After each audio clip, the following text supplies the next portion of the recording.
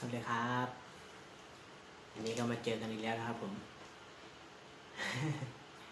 เจอกันตอนดึกๆอีกแล้วครับหิวข้าวมากเลยนี่โหเพิ่งเลิกงานครับผมวันนี้มีกับข้าวมาแนะนำเนี่ยมันตกคอหมูย่างครับเนี่ยน่ากินอยู่นะนี่ตกคอหมูย่างกับปลาร้าทอดเนี่ยครับโอ้สองอย่าง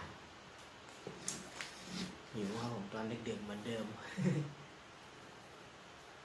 หิวแห้งจัดเลยดีกว่า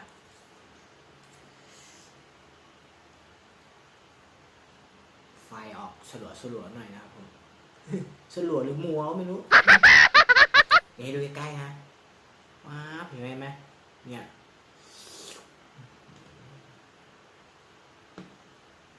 จัดเลยดีกว่า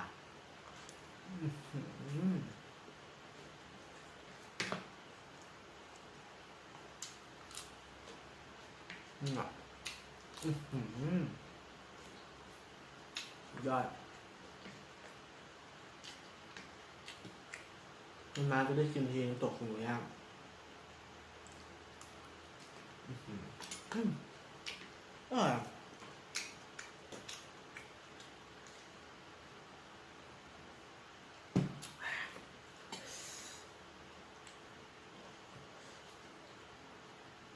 ปลาร้าทอดเป็นไง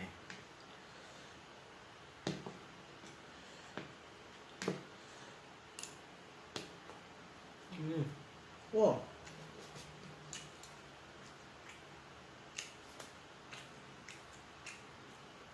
เนี่ยไม่เคยกินเนี่ย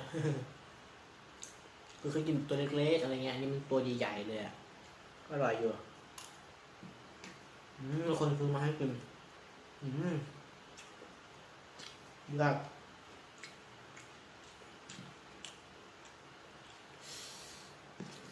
รวดจานเลยนี่อย่างนี้เลยมากินเอาใจสำหรับคนนอนดึกอีกแล้วครับ เดี๋ยวให้ดูใกล้ๆฟ้าบนี่นะ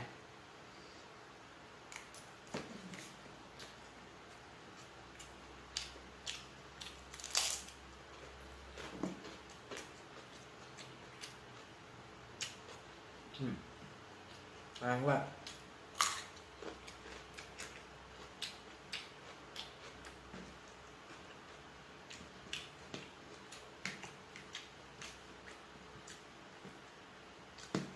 เขากินคำโตๆนะผมอ่ะเขากินคำใหญ่ๆกินแล้วอร่อยดีกินคำเล็กๆมันยังไงไม่รู้อ่ะเหมือนไม่ได้อรรถรสในการกินอ่ะเขากินแบบอย่างนี้เลยเนี่ยกินแล้วตาต้องสวดรสดูดินะคำใหญ่ๆรส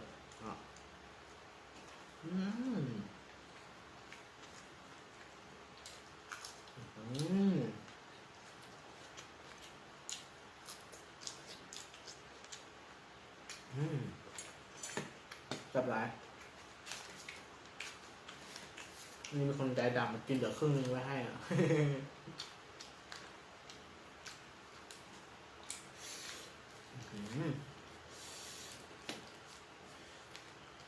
เดี๋ยวมันก็อร่อยนะปลาร้าทอดมันเคยกินตัวใหญ่ขนาดนี้กินตัวเล็กเอง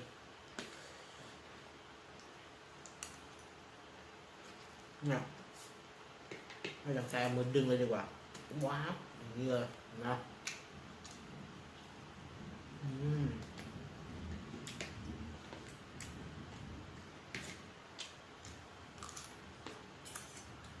ร่างเป็นสภาพมาเด้อครับใครหิวอ่ะตกคอหมูย่างอร่อยดูอีกทีนึงฟับนี่เห็นไหม อ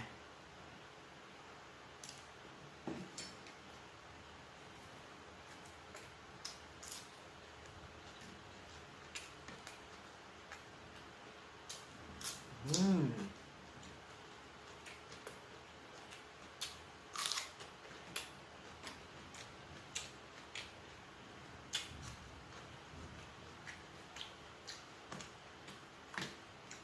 โอ้โหดูดิโอ้ดูอืม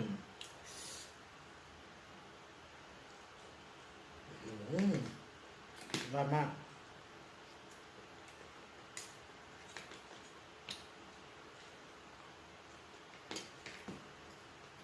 มีพริกด้วย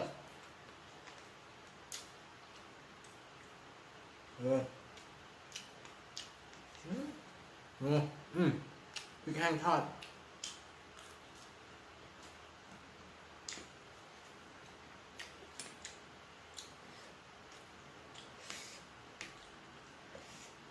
กินแบบบ้านๆเลยครับ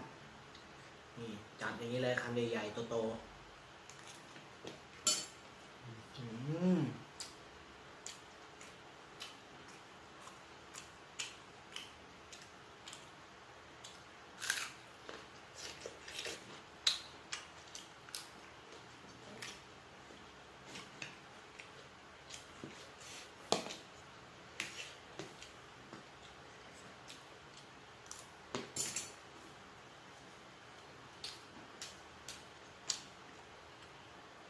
รู้นะคนนอนดึกแล้วเห็นสิ่งนี้เขาคิดอะไรอ่ะ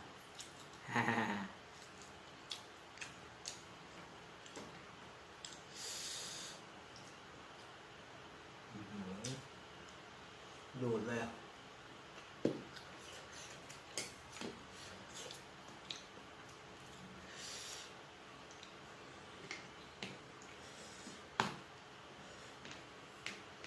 กินให้หมดครับผมอร่อย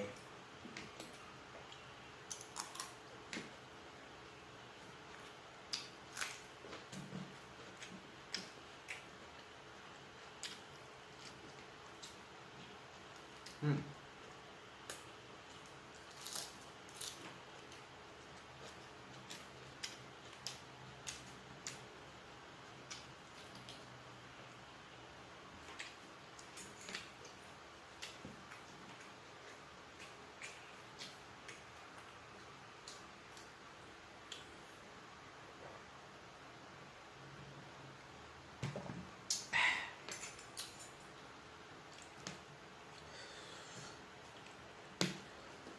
จัดไป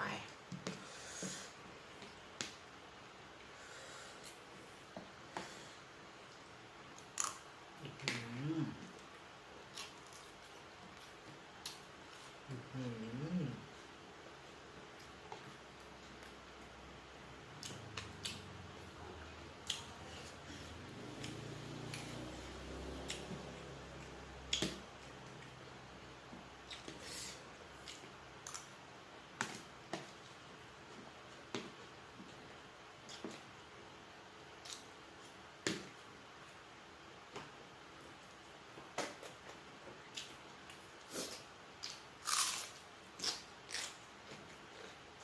อืม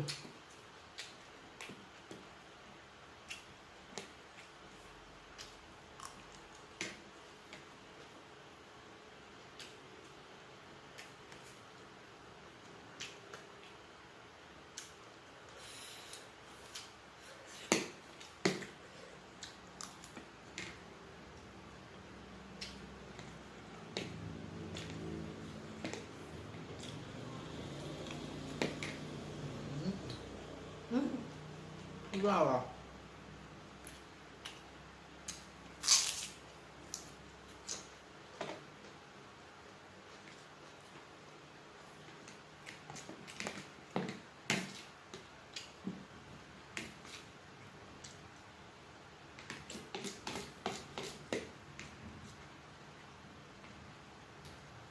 อืมก็ปัจจัยจริงอร่อย